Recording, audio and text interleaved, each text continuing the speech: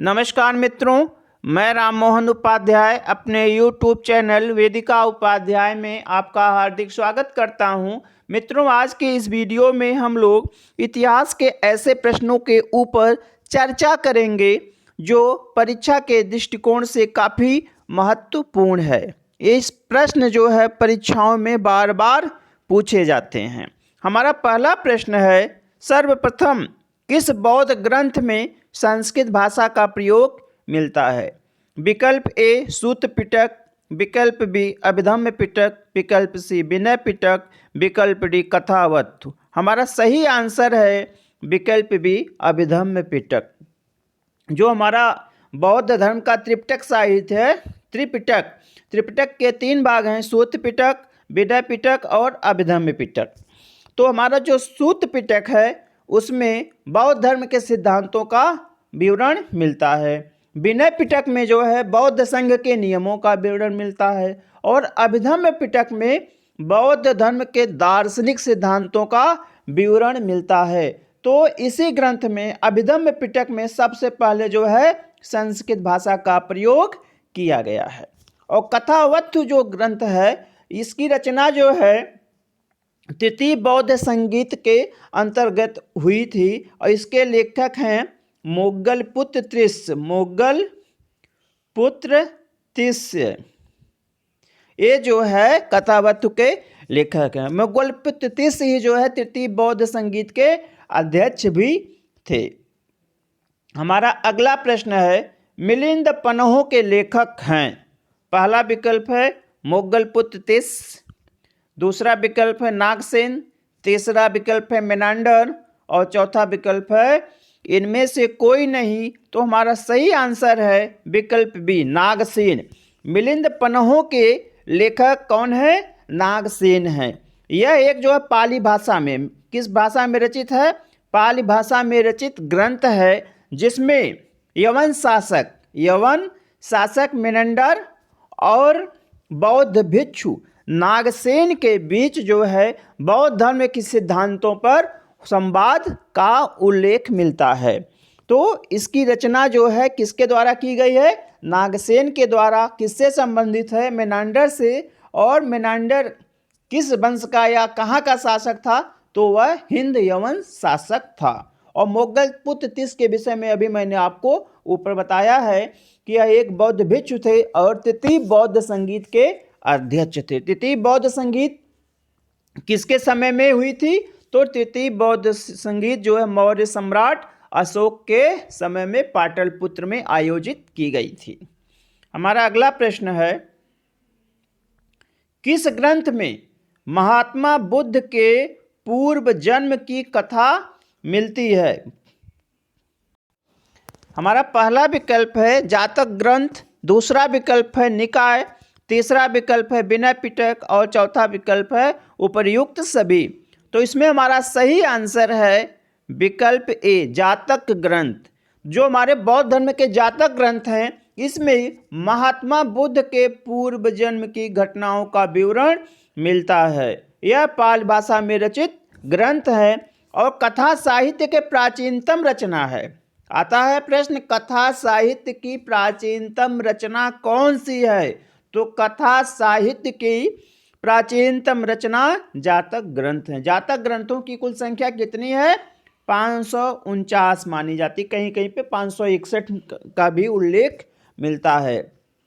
और जो निकाय हैं, तो निकाय क्या है? निकाय भी बौद्ध धर्म से ही संबंधित है। निकाय बौद्ध धर्म से संबंधित हैं और इनमें बौद्ध धर्म के सिद्धांतों एवं कहानियों का विवरण मिलता है निकाय में। अगला है विनय पिटक। मैंने अभी आपको ऊपर बताया है कि विनय पिटक जो है उसमें जो है बौद्ध धर्म के या बौद्ध संघ के नियमों का विवरण मिलता है। हमारा अगला प्रश्न है, निम्नलिखित में कौन सा जैन धर्म से संबंधित है? तो पहला विकल्प है विकल्प ए आगम, विकल्प बी भगवती सूत्र, विकल्प सी कालिका पुराण और विकल्प डी उपर्युक्त सभी। तो इसमें हमारा सही आंसर है विकल्प डी उपर्युक्त सभी। आगम भगवती सूत्र और कालिका पुराण, ये सभी ग्रंथ जो है जैन धर्म से संबंधित हैं। जो हमारा जैन साहित्य है उसे आगम के नाम से जानते हैं। हम लोग जैन साहित्य को आगम के नाम से जानते हैं। जो भगवती सूत्र है यह एक मतलब जैन धर्म का बहुत महत्वपूर्ण ग्रंथ होता है और इसमें महावीर एवं उनके समकालिक अन्य जो है ऋषि मुनि थे उनके जीवन गाथाओं का विवरण प्राप्त होता है भगवती सूत्र में। साथ ही साथ एक प्रश्न आता है कि किस जैन ग्रंथ में स्वर्ग एवं नरक का विवरण प्राप्त होता है? तो भगवती सूत्र में ही स्वर्ग एवं नरक का विवरण प्राप्त होता है। और कालिका पुराण भी जैन धर्म से ही संबंधित है। जैन धर्म में जो पुराणों को स्थान प्रदान किया गया है, पुराणों को चरित्र के नाम से। यह भी प्रश्न आता है कि जैन साहित्य में चरित्र से हमारा क्या आशय है? तो जैन साहित्य में पुराणों को चरित्र के नाम से जाना जाता है और कालिका पुराण एक जो है पुराण है। तो इस प्रकार से हमारे सभी विकल्प सही हैं और हमारा आंसर है उपर्युक्त सभी विकल्प डी सही है। अगला प्रश्न है, निम्नलिखित में से किस ग्रंथ में जैन धर्म का प्रारंभिक इतिहास वर्णित है? पहला विकल्प है कल्पसूत्र, दूसरा विकल्प है भगवती सूत्र, तीसरा विकल्प है हरिवंश पुराण और चौथा विकल्प है उपर्युक्त सभी। तो हमारा सही आंसर है विकल्प ए, कल्प सूत्र में जो है जैन धर्म का प्रारंभिक इतिहास वर्णित है। और यह प्रश्न जो है अभी हाल में ही असिस्टेंट प्रोफेसर के एग्जाम में आया हुआ था कि किस ग्रंथ में जैन धर्म का प्रारंभिक इतिहास वर्णित है? तो वह है कल्प सूत्र में। और कल्प सूत्र के जो रचयिता हैं, लेखक जो हैं भद्रबाहु हैं, भद्रबाहु। इसके बाद जो भगवती सूत्र के विषय में अभी हम लोगों ने ऊपर चर्चा की है कि इसमें जो है स्वर्ग नरक का कॉन्सेप्ट मिलता है। इसमें महावीर एवं अन्य समकालिक ऋषि मुनियों के बीच में कैसा संबंध था उसका विवरण प्राप्त होता है। और हरिवंश पुराण भी एक पुराण है। तो इसमें हमारा सही आंसर होगा कल्प सूत्र। हमारा अगला प्रश्न है, किस ग्रंथ में महावीर स्वामी का अन्य समकालिकों के साथ उनके संबंधों का विवरण प्राप्त होता है? तो अभी हम लोगों ने इसको ऊपर पढ़ा है। पहला विकल्प है आचरांग सूत्र, दूसरा विकल्प है आवश्यक सूत्र, तीसरा विकल्प है भद्रबाहु चरित्र और अगला विकल्प है परिशिष्ट पर्वन। तो हमारा इसमें सही आंसर क्या होगा?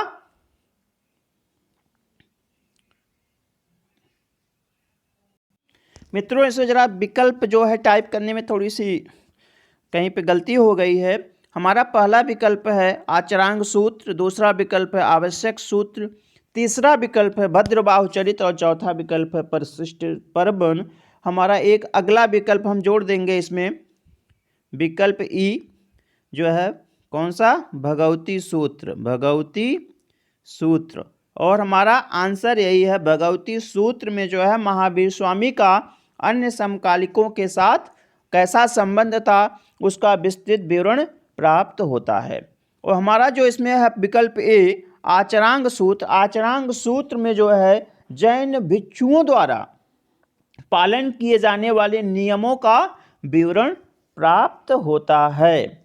इसके बाद जो परिशिष्ट पर्वन है, परिशिष्ट पर्वन भी एक जैन ग्रंथ है और लगभग 12वीं शताब्दी का है। इसके लेखक हैं हेमचंद्र जो है इसके लेखक हैं। यह जो है परीक्षाओं में काफ़ी बार पूछा गया है कि परिशिष्ट पर्वन के लेखक क्या है, हेमचंद की कौन सी रचना नहीं है। इसका जो है परीक्षाओं में काफ़ी बार यह प्रश्न पूछा गया है। हमारा अगला प्रश्न है, निम्नलिखित में से कौन रसमाला एवं कीर्त कौमुदी का लेखक है? तो रसमाला एवं कीर्त कौमुदी का लेखक है विकल्प ए सोमेश्वर, विकल्प बी मेरुतुंग, विकल्प सी राजशेखर, विकल्प डी इनमें से कोई नहीं। हमारा सही तो हमारा पहला विकल्प है सोमेश्वर, दूसरा विकल्प है मेरुतुंग, तीसरा विकल्प है राजशेखर और चौथा विकल्प है इनमें से कोई नहीं। हमारा सही आंसर है विकल्प ए सोमेश्वर ने जो है रसमाला एवं कीर्त कौमुदी की रचना की है और यह गुजरात के चौलुक वंश का इतिहास इसमें प्राप्त होता है। और दूसरा विकल्प है जो मेरुतुंग, तो मेरुतुंग जो है ये भी गुजरात के, इनकी रचनाओं में गुजरात के चालुक्य वंश का इतिहास वर्णित है। उनकी प्रसिद्ध रचना है प्रबंध चिंतामणि, इनकी एक प्रसिद्ध रचना है। इसके बाद जो है राजशेखर का नाम आता है और राजशेखर की एक रचना प्रसिद्ध प्रबंध कोश, और राजशेखर मुख्य रूप से पतिहार वंश से संबंधित हैं।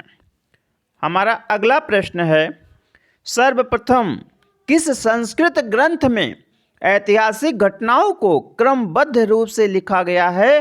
पहला है विकल्प इतिहास, दूसरा विकल्प है राजतरंगिणी, तीसरा विकल्प है ललित विस्तर और चौथा विकल्प है पद्म पुराण। तो हमारा सही आंसर है विकल्प बी, राजतरंगिणी। जैसा कि हम लोगों ने पहले पढ़ा है कि राजतरंगिणी के लेखक कल्हड़ हैं और यह कश्मीर के इतिहास से संबंधित है। और राजतरंगिणी एक ऐसा लेखक है, एक ऐसी रचना है जिसमें घटनाओं को क्रमबद्ध रूप से लिखा गया है। अर्थशास्त्र के विषय में हम लोग जानते हैं, अर्थशास्त्र जो है चंद्रगुप्त मौर्य के गुरु आचार्य चाणक्य के द्वारा जो है लिखी गई एक पुस्तक है जो राजनीति शास्त्र से संबंधित है। इसके बाद हमारा अगला विकल्प है ललित विस्तर के विषय में हम लोग जानते हैं कि यह एक बौद्ध रचना है, संस्कृत भाषा में है लिखा हुआ। उसके जो ललित विस्तर को संस्कृत भाषा में लिखा गया है, बौद्ध धर्म से संबंधित है और इसका अंग्रेजी भाषा में अनुवाद किया है एडविन अर्नाल्ड। उत्तर प्रदेश के जो यूपी बोर्ड है उसमें इंटरमीडिएट में इस पुस्तक को पढ़ाया जाता है द लाइट ऑफ एशिया के नाम से। द लाइट ऑफ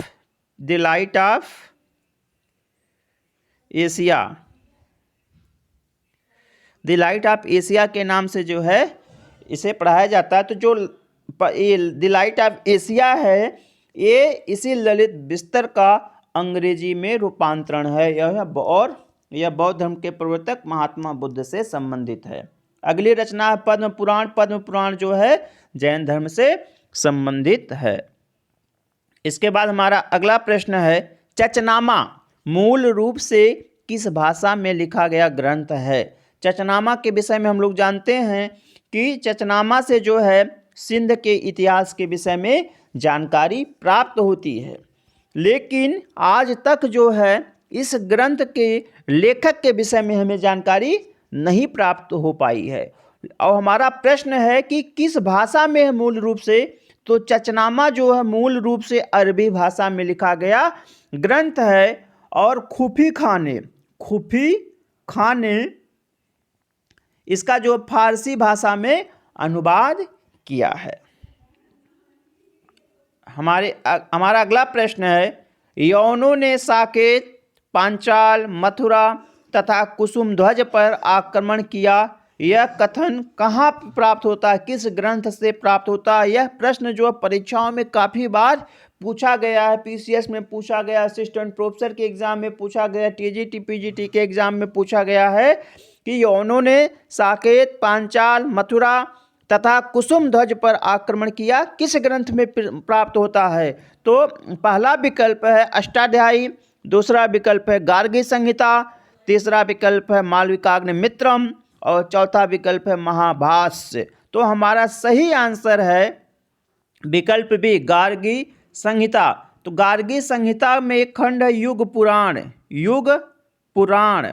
तो युग पुराण जो है गार्गी संहिता के युग पुराण खंड में जो है यह उद्धरण प्राप्त होता है कि यवनों ने साकेत, पांचाल, मथुरा तथा कुसुमध्वज का मतलब यहाँ पे है पाटलपुत्र, कुसुमध्वज का मतलब है पाटलपुत्र से, तो इन पे आक्रमण किया था। ठीक है, तो अब मूल रूप से जो गार्गी संहिता है एक ज्योतिष ग्रंथ है, इसके बाद पहला विकल्प है अष्टाध्यायी। अष्टाध्यायी के विषय में हम लोग जानते हैं कि इसकी रचना जो है महर्षि पाणिनि के द्वारा की गई है और मूल रूप से एक व्याकरण से संबंधित ग्रंथ है जो सूत्र शैली में रचित है। सूत्र शैली में यह भी प्रश्न आता है कि अष्टाध्यायी की रचना किस शैली में हुई है, तो अष्टाध्यायी की रचना सूत्र शैली में की गई है। अगला है विकल्प सी मालविकाग्निमित्रम। मालविकाग्निमित्रम के विषय में जो है यह कालिदास की रचना है और शुंग शासक अग्निमित्र और उनकी जो है रानी की सेविका मालविका के बीच में जो प्रणय कथा है उसके विषय में जानकारी प्राप्त होती है मालविकाग्निमित्रम से। किसकी रचना है? कालिदास की रचना है। अगला विकल्प है महाभाष्य। महाभाष्य जो है यह एक व्याकरण का ग्रंथ है, व्याकरणिक ग्रंथ है और इसके लेखक कौन है? महर्षि पतंजल हैं। और यह जो है महर्षि पतंजल जो है शुंग शासक पुष्यमित्र शुंग के पुरोहित थे। यह भी प्रश्न जो है परीक्षाओं में काफ़ी बार पूछा गया है। आप लोग इसे ध्यानपूर्वक सुन लीजिएगा और तैयार कर लीजिएगा। हमारा अगला प्रश्न है निम्नलिखित में से कौन रामचरित का लेखक है? तो रामचरित जो है यह बंगाल के पाल वंश से संबंधित है और इसके लेखक हैं संध्याकर नंदी। तो रामचरित का लेखक कौन है? संध्याकर नंदी हैं। इसके बाद जो है हेमचंद्र हैं। मैंने आपको बताया था हेमचंद्र जो एक जैन विद्वान थे और परिशिष्ट पर्वन नामक प्रसिद्ध ग्रंथ की इन्होंने रचना किया था। जयानक का नाम आप लोगों ने सुना होगा। इन्होंने पृथ्वीराज विजय नामक ग्रंथ की रचना किया था। और अगला विकल्प इनमें से कोई नहीं। तो हमारा सही आंसर है संध्याकर नंदी, विकल्प ए। अगला प्रश्न है गौरवों का लेखक है। पहला विकल्प है अश्वघोष, दूसरा विकल्प है वसुमित्र, तीसरा विकल्प है वाकपत और चौथा विकल्प है संध्याकर नंदी। हमारा सही आंसर है विकल्प सी वाकपत। वाकपत ने गौरव नामक ग्रंथ की रचना की थी जिसमें कन्नौज नरेश यशोवर्मन का जो है गौड़ नरेश के ऊपर किए गए आक्रमण के संबंध में इस ग्रंथ में चर्चा मिलती है। संध्याकर नंदी के विषय में अभी हम लोगों ने ऊपर पढ़ा है। और वसुमित्र जो है चतुर्थ बौद्ध संगीत किसके समय में हुई थी? कनिष्क के समय में हुई। कहाँ पे हुई थी? कश्मीर के कुंडल वन में हुई थी। कश्मीर के कुंडल वन में हुई थी चतुर्थ बौद्ध संगीत। और वसुमित्र जो है उसके उपाध्यक्ष थे। और पहला विकल्प अश्वघोष जो है, अश्वघोष भारत के एक बहुत प्रसिद्ध विद्वान हैं और सभी विधाओं में ये पारंगत थे और ये जो है चतुर्थ बौद्ध संगीत के अध्यक्ष थे। ये भी प्रश्न जो है परीक्षाओं में काफ़ी बार पूछा गया है। अभी हाल में ही असिस्टेंट प्रोफेसर के एग्जाम में भी यह प्रश्न आया था। इसके बाद जो है हमारा अगला प्रश्न है टेसियस कहाँ का निवासी था? टेसियस कहाँ का निवासी था? विकल्प ए है बगदाद, विकल्प बी है यूनान, विकल्प सी है रोम, विकल्प डी है ईरान। तो हमारा सही आंसर है विकल्प डी ईरान। टेसियस ईरान का एक राजवैद्य था और उसने जो है भारत के विषय में कुछ घटनाओं को अपने ग्रंथ में स्थान दिया है। हमारा अगला प्रश्न है निम्नलिखित में से कौन सिकंदर के साथ भारत की यात्रा पर आए थे? पहला विकल्प है नियार्कस, दूसरा विकल्प है अनसेक्रेटस, तीसरा विकल्प है अरिस्टोबुलस, चौथा विकल्प है उपर्युक्त सभी। हमारा सही आंसर है विकल्प डी उपर्युक्त सभी। नियार्कस, अनसेक्रेटस और अरिस्टोबुलस ये सभी जो है सिकंदर के साथ भारत की यात्रा पर आए थे। और इसमें जो नियार्कस है यह सिकंदर का नौसेनापति था यह। हमारा अगला और अंतिम प्रश्न है सीरियन राजदूत डायमेकस किस मौर्य शासक के दरबार में आया था? पहला विकल्प है चंद्रगुप्त, दूसरा विकल्प है बिंदुसार, तीसरा विकल्प है अशोक और चौथा विकल्प है इनमें से कोई नहीं। हमारा सही आंसर है विकल्प बी बिंदुसार। सीरियन राजदूत डायमेकस, यह भी प्रश्न जो परीक्षाओं में पूछा जाता है कि बिंदुसार के दरबार में आने वाला राजदूत डायमेकस कहाँ का निवासी था या कहाँ के शासक के द्वारा भेजा गया था, तो वह सीरिया के शासक के द्वारा भेजा गया था। और किस मौर्य शासक के दरबार में आया था? मौर्य शासक बिंदुसार के दरबार में आया था। और जब वो आया था तो बिंदुसार ने जो है सीरियन नरेश से 3 वस्तुओं की मांग की थी डायमेकस के माध्यम से। पहला मीठी मदिरा, दूसरा सूखी अंजीर, तीसरा दार्शनिक। सीरियन नरेश ने जो है मीठी मदिरा और सूखी अंजीर तो भिजवा दिया, लेकिन उसने दार्शनिकों को नहीं भिजवाया था। उसने कहा था कि हमारे यहाँ दार्शनिकों का क्रय विक्रय नहीं होता है, इसके लिए हम आपसे क्षमा प्रार्थी हैं। तो मित्रों, आज की वीडियो मैं यहीं पे समाप्त करता हूँ। वीडियो समाप्त करने से पूर्व मेरा आपसे यह अनुरोध है कि आप वीडियो को देखने के पश्चात सब्सक्राइब, लाइक एवं शेयर अवश्य करें। साथ ही साथ आप वीडियो से संबंधित अपने सुझावों को कमेंट बॉक्स में अवश्य लिखें। बहुत बहुत धन्यवाद।